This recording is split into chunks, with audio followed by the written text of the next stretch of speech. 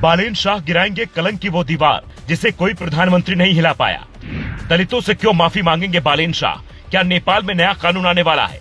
नेपाल के फैसले की गूंज भारत, बांग्लादेश, पाकिस्तान, अफगानिस्तान तक पहुंची। नेपाल के नए और युवा प्रधानमंत्री बालेन शाह ने एक ऐसा फैसला लिया है जिसने भारत समेत सभी पड़ोसी मुल्कों में हलचल पैदा कर दी है। सदियों पुराने कलंक की जो दीवार कोई प्रधानमंत्री हिला तक नहीं पाया, उसे गिराने की कोशिश में बालेन शाह लगे हैं, जिसने भारत में दलितों के बड़े नेताओं के ऊपर भी एक नैतिक दबाव पैदा कर दिया है। क्योंकि बालेन शाह सरकार ने सदियों तक अत्याचार झेलने वाले दलितों से माफी मांगने का फैसला लिया है। अगले 15 दिनों में औपचारिक तौर पर माफीनामा जारी होगा ताकि सामाजिक न्याय, शिक्षा, रोजगार में समान मौका मिले। 100 दिन के शासन सुधार कार्य योजना के तहत एक सुधार कार्यक्रम भी शुरू होगा ताकि समावेशी पुनर्वास, ऐतिहासिक मेल मिलाप हो सके। साल 2006 में नेपाल ने खुद को छुआछूत मुक्त राष्ट्र घोषित किया था। 2011 में भेदभाव अपराध भी बना, पर भेदभाव के मामले नहीं रुके। आज भी वहाँ दलितों की हालत ठीक नहीं है, जबकि आबादी के लिहाज से उनकी हिस्सेदारी करीब 13% है। बड़े पदों पर आज भी वहाँ दलितों की संख्या बेहद कम है। कुछ ऐसा ही हाल बाकी पड़ोसी मुल्कों का भी है। पाकिस्तान में दलितों की संख्या करीब 8 लाख से ज्यादा है और आज भी हाथ से मैला ढोने, सीवर की सफाई और चमड़े का काम करते हैं। उनके साथ जातिगत और धार्मिक दोनों भेदभाव होता है। बांग्लादेश में करीब 60 लाख दलित रहते हैं जो आज भी सामाजिक और आर्थिक रूप से बेहद पिछड़े पायदान पर हैं। ये भी पाकिस्तान के दलितों की तरह उपेक्षित हैं। श्रीलंका में जात व्यवस्था उतनी गंभीर नहीं दिखती, लेकिन वहाँ भी कुछ समुदायों को मंदिरों में प्रवेश नहीं मिलता।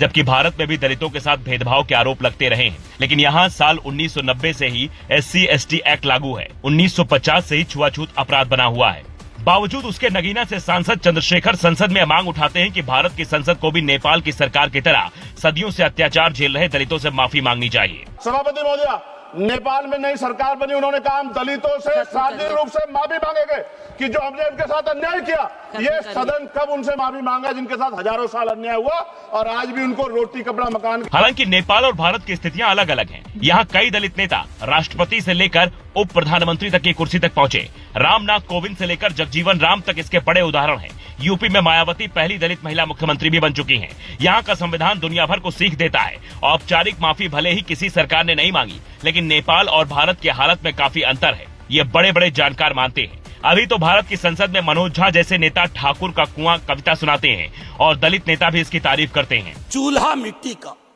मिट्टी तालाब की, तालाब ठाकुर का, भूख रोटी की, रोटी बाजरे की, बाजार खेत का, खेत ठाकुर का, बैल ठाकुर का, हल ठाकुर का, हल की मूठ पर हथेली अपनी, फसल ठाकुर की, कुआं ठाकुर का, पानी ठाकुर का, खेत खलिहान ठाकुर के, गली मोहल्ले ठाकुर के, फिर अपना क्या, गांव, देश, शहर। और मैं फिर से क्लैरिफाई करता हूं, वो ठाकुर मैं भी हूं, वो ठाकुर संसद में है, वो ठाकुर विश्वविद्यालयों में है, वो ठाकुर विधायिका को कंट्रोल करता है। इस ठाकुर को मारो जो हमारे अंदर है। चूंकि बालेन शाह एक नई परंपरा की नींव रख रहे हैं, इसलिए उनकी इस नीति पर कई देशों में अलग अलग मांग उठ रही है। ऐसे में चंद्रशेखर की मांग पर आप क्या कहेंगे? अपनी राय जरूर दें, क्योंकि सवाल राष्ट्र का है।